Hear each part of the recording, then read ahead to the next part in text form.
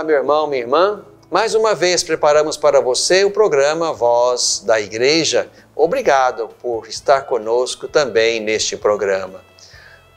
Bebendo da fonte, vamos visitar um texto de São Lucas, onde Jesus nos convida a escolher a porta estreita. No coração deste tempo, vamos aprender com o Papa Francisco que a nossa catequese deve ser uma catequese querigmática e mistagógica. Uma igreja em caminho. Vamos nos voltar também com gratidão para o ministério do catequista e reconhecer e agradecer a Deus por estes homens e mulheres que estão neste lugar na nossa igreja. O programa Voz da Igreja está começando mais uma vez para você.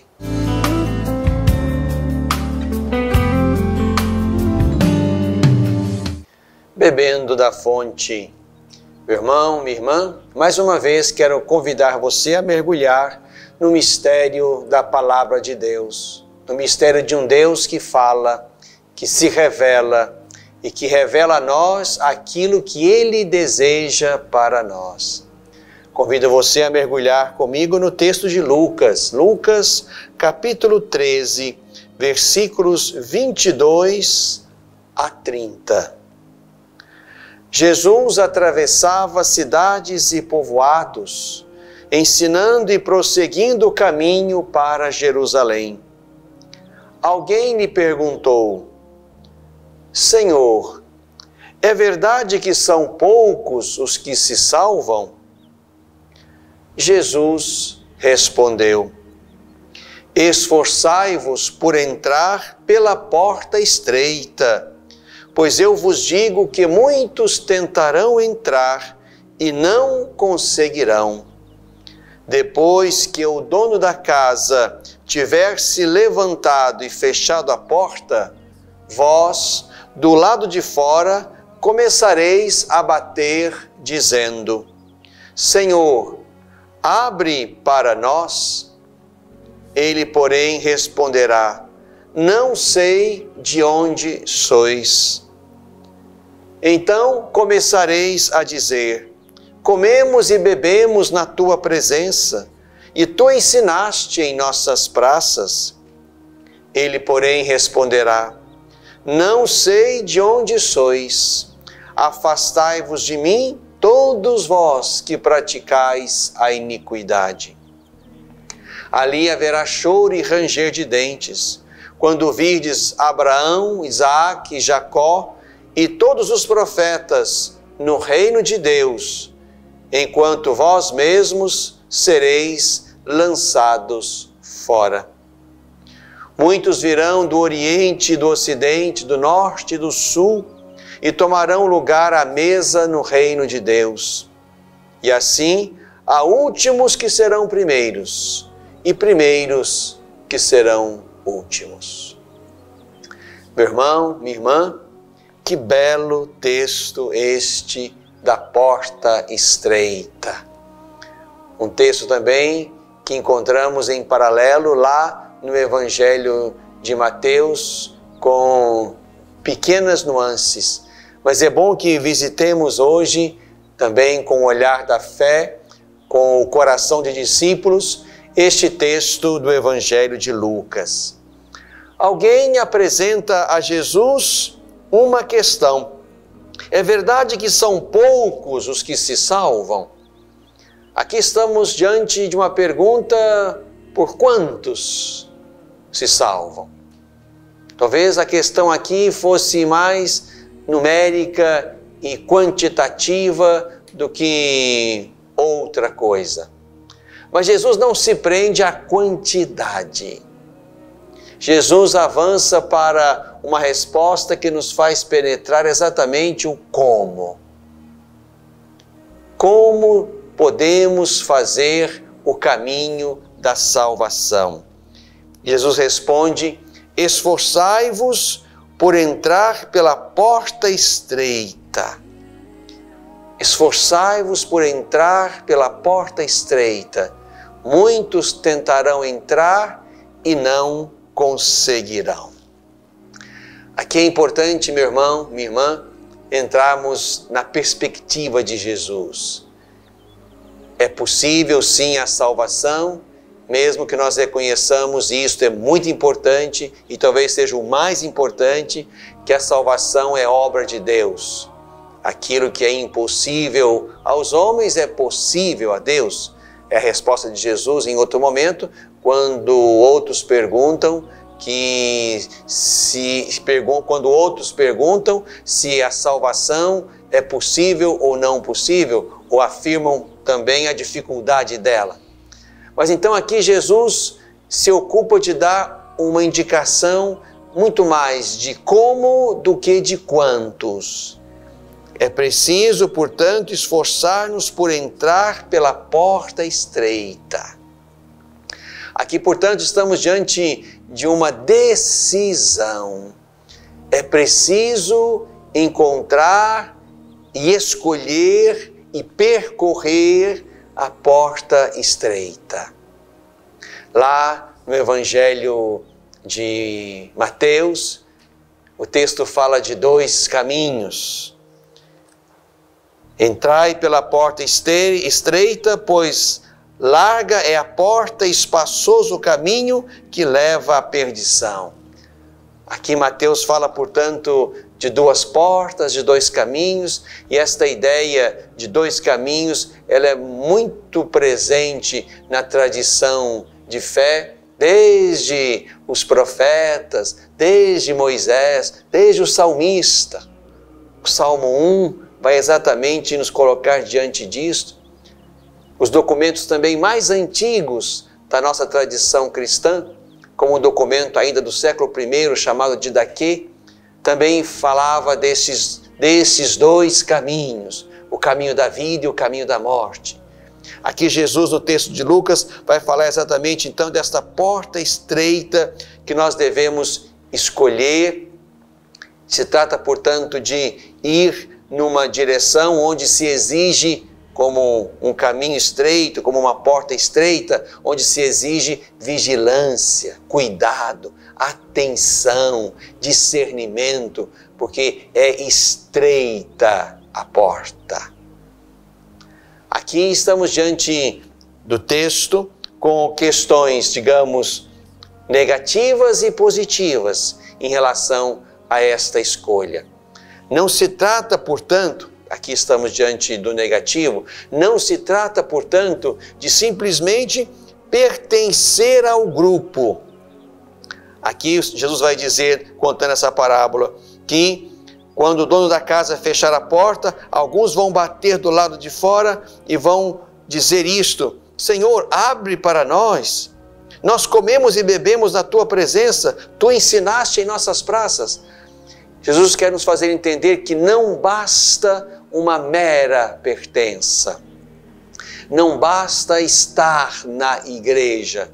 Não basta estar na comunidade religiosa. Para esses, o dono vai dizer: não sei de onde sois. Aqui temos que vencer, portanto, digamos, esses vínculos superficiais, ritualísticos. Eu recebi o batismo, eu pertenço à igreja, eu estou nas fileiras da igreja. Não basta isto. Não vos conheço, não sei de onde sois. E há, digamos assim, exatamente a dimensão positiva. E a dimensão positiva está exatamente ali, em fazer uma opção por Deus, uma opção pelo seguimento de Jesus. Lá no texto de Mateus, vamos ler: não são os que dizem Senhor, Senhor, que vão entrar no reino dos céus, mas aqueles que fazem a vontade do meu Pai que está nos céus, diz Jesus. Esse, digamos, seja o olhar, o horizonte positivo da porta estreita. Ela significa ir com Jesus, ir no seguimento de Jesus, ir fazendo as opções de Jesus, as opções que de fato ampliam e colocam o reino em nós e fora de nós. De modo que entendamos, irmãos e irmãs, que A salvação, sim, é possível, ela é obra de Deus. Deus quer salvar a todos pelos meios e modos que só Ele é capaz de conhecer.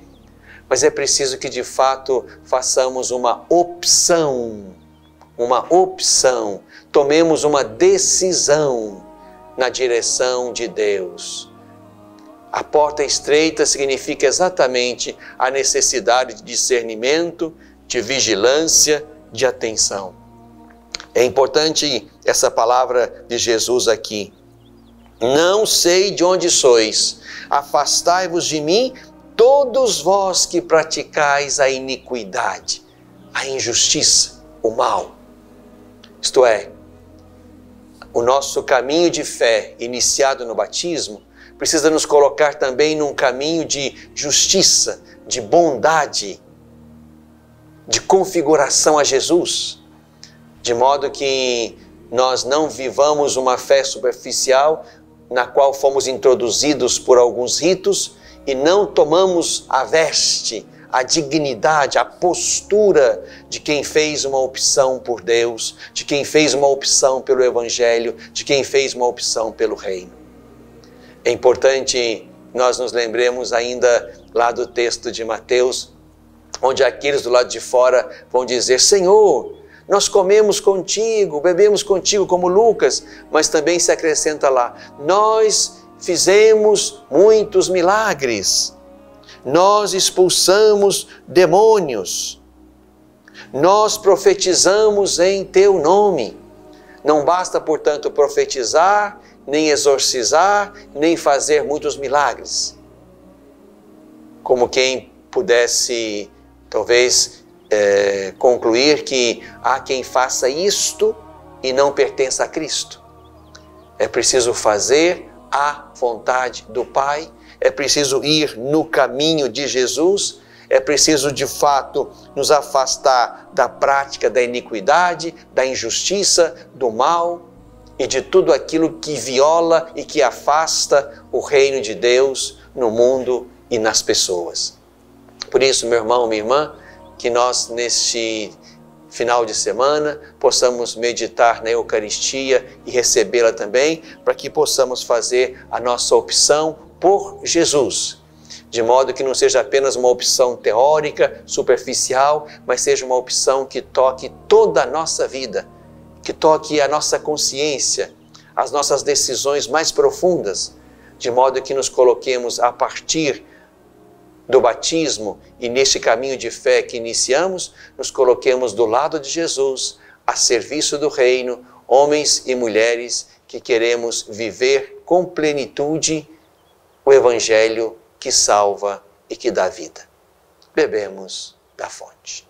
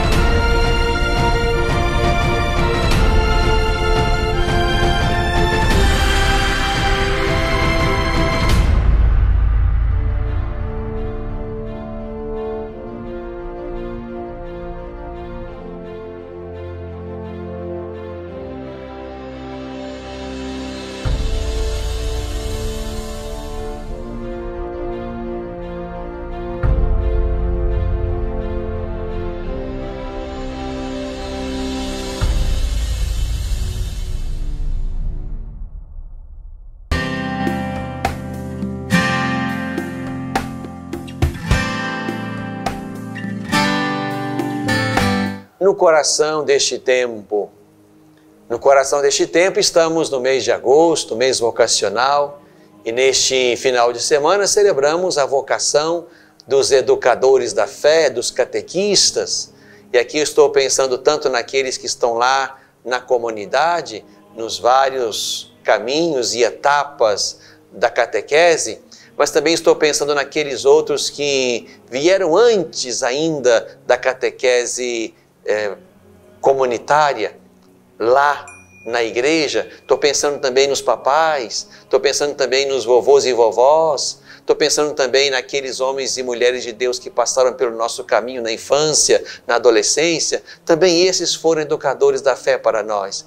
Mas o nosso olhar se volta sobretudo nesse final de semana para o catequista que no meio da comunidade, por chamamento de Deus, por reconhecimento da comunidade, tomou para si então esse ministério da educação da fé. É muito importante que reconheçamos a beleza, a necessidade, a grandeza desse ministério, pela qual novos irmãos vão penetrando o mistério de Deus, vão fazendo o caminho de Jesus com mais seriedade, vão compreendendo que é preciso configurar-se a Cristo e por isso há um caminho de conhecimento de Cristo, de experiência de Deus que não pode ser descuidado.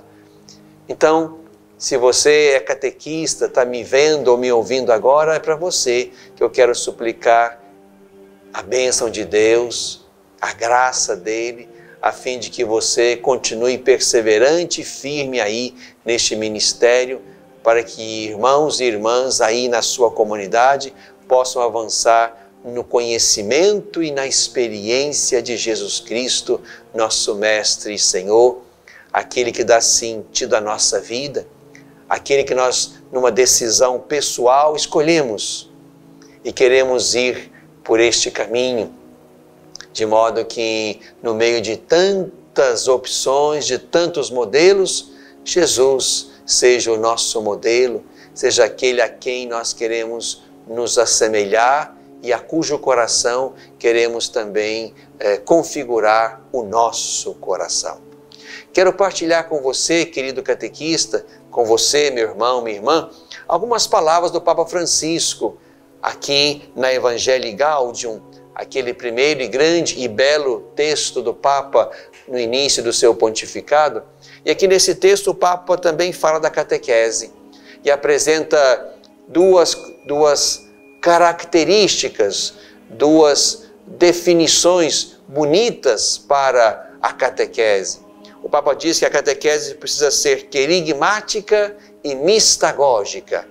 Vamos entender um pouco essas duas palavras, querigmática e mistagógica, de modo que aí, nesse caminho, nós possamos dar também à nossa catequese exatamente uma beleza e uma profundidade e uma seriedade, de modo que os frutos venham, porque estamos fazendo esse nosso ministério como de fato devemos.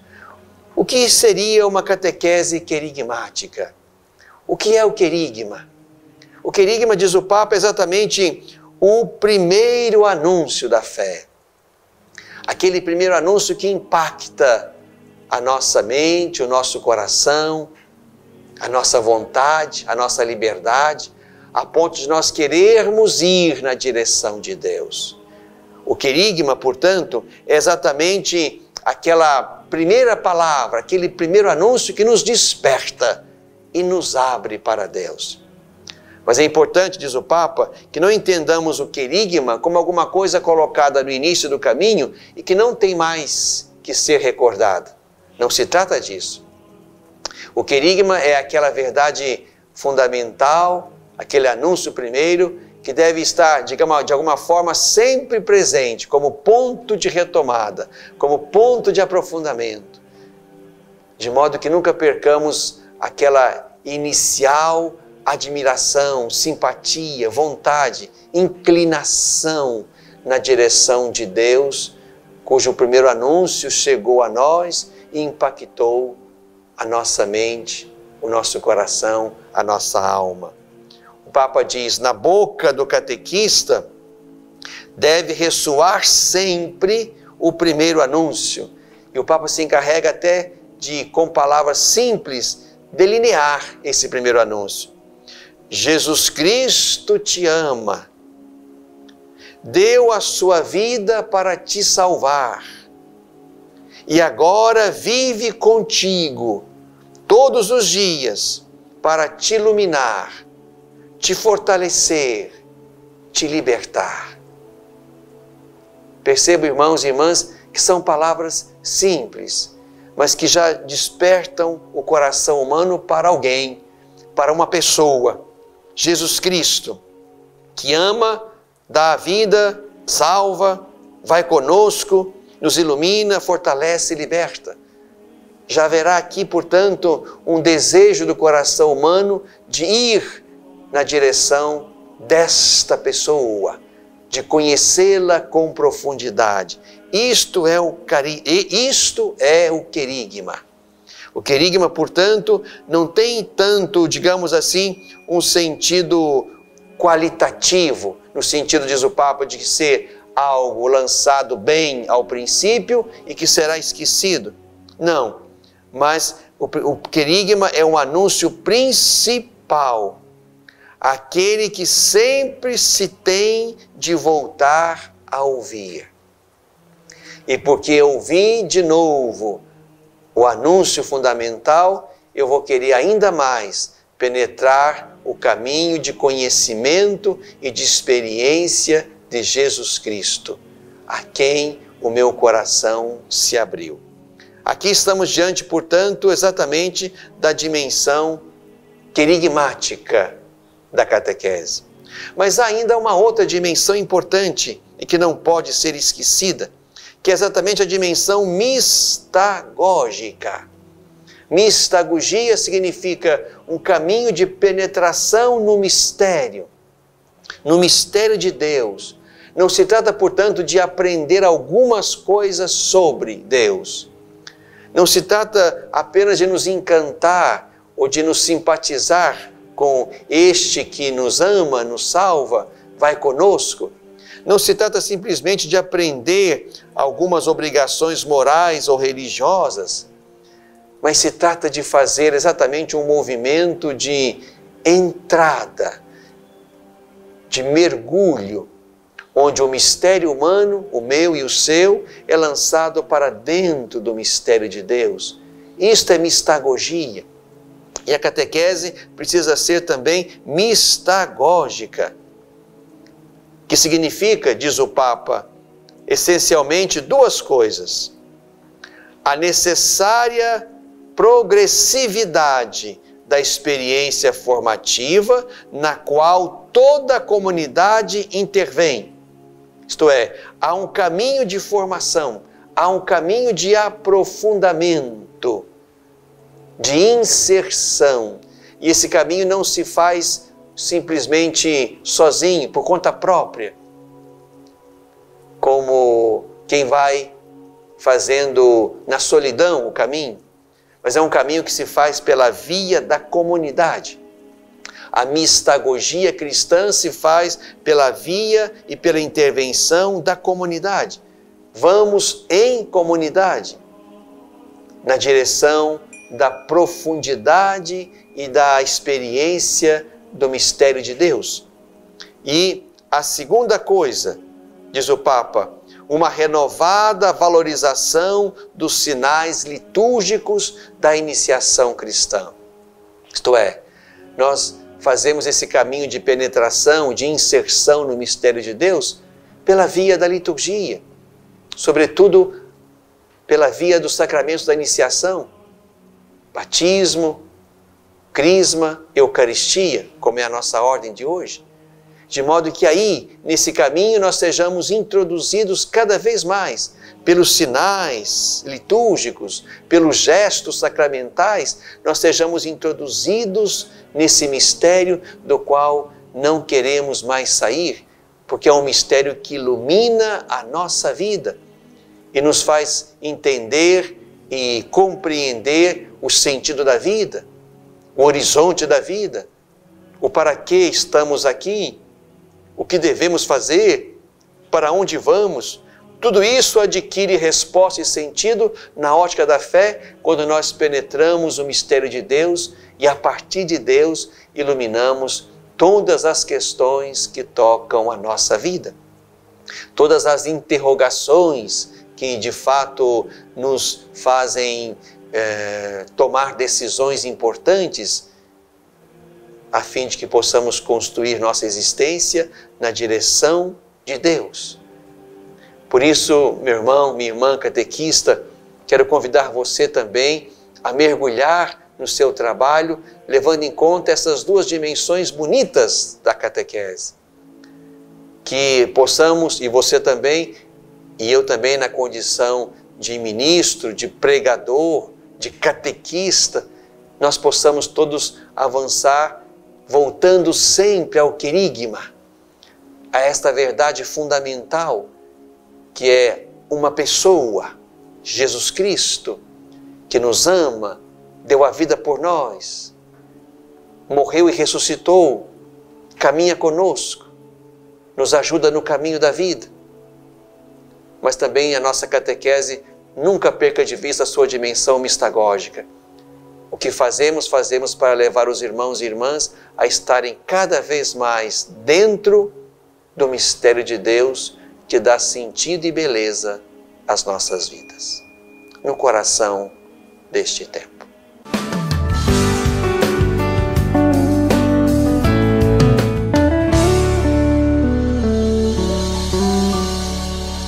Às vezes, tudo que uma criança precisa para superar uma tempestade em sua vida familiar é encontrar um lar provisório.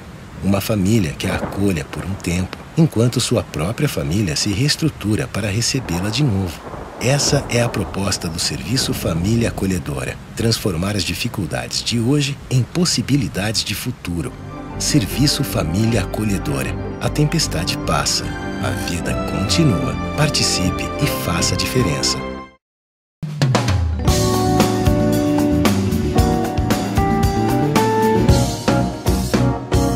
Uma igreja em caminho. Estamos no caminho e precisa ser um caminho que nos leve cada vez mais para dentro do mistério de Deus. E é por isso que celebramos, é por isso que qualificamos sempre mais a nossa catequese, para que ela seja querigmática e mistagógica. É por isso que estamos exatamente olhando para Jesus para aprender dele todas as coisas. No caminho da nossa fé, estamos então no mês de agosto, estamos nesta última semana do mês de agosto e queremos exatamente meditar ainda uma vez esse belo ministério na igreja, que é o ministério do catequista. Imagino que em muitos lugares, em muitas comunidades, paróquias, dioceses, vai acontecer algum evento para celebrar esse dia do catequista. Quero também convidar você, papai, você, mamãe, a nessa semana ir à comunidade onde o seu filho faz o caminho catequético para dar um abraço na catequista, no catequista que cuida lá do seu filho, da sua filha. Eles são uma extensão da sua voz e do seu braço. Então, capriche lá num abraço de gratidão e de reconhecimento por aquele homem, por aquela mulher que se dedica à educação da fé do seu filho. Também quero convidar as equipes de liturgia de cada comunidade, de cada paróquia, para que aí, na celebração deste final de semana, coloque uma prece, coloquem um momento bonito dentro da celebração, onde os catequistas vão ser também lembrados, quem sabe até convidados para estar adiante, para serem vistos, para serem agradecidos pela comunidade a qual eles servem. É muito importante que nós, de fato, também possamos reconhecer, agradecer e estimular esses irmãos e irmãs que estão conosco no caminho, aí, nesse lugar tão bonito, tão necessário da catequese na comunidade. É muito importante que, de fato, possamos avançar na direção de uma igreja onde saibamos formar com seriedade e com profundidade as novas gerações. Aqui na nossa Diocese de Divinópolis, nós vamos celebrar o nosso dia diocesano do catequista exatamente no primeiro final de semana de setembro. Então você que é daqui, esteja atento aí na sua comunidade para as informações acerca do local, acerca do modo como participar. Aqui nós vamos celebrar então na nossa diocese, no dia 1º de setembro, o nosso encontro diocesano dos catequistas para celebrar a vocação deles. Desejo a cada catequista muita graça, muita paz, muita bênção para avançarem neste belo ministério. Uma igreja em caminho.